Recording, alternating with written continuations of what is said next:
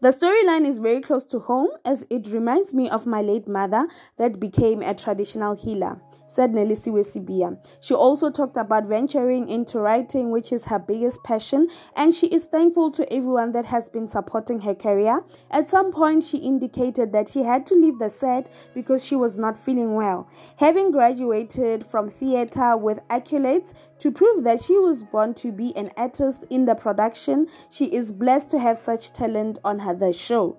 What are your thoughts about the storyline from being a medical doctor to a traditional doctor? Can you relate, Muzanzi?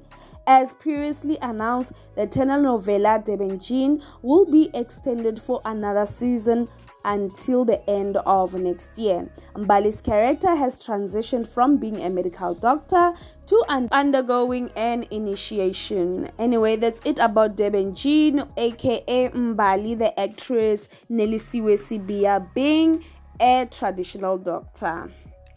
Anyway, till let's see again, please don't forget to like, share, and subscribe to my channel. Hit the notification bell for the latest Ngozi. Bye bye.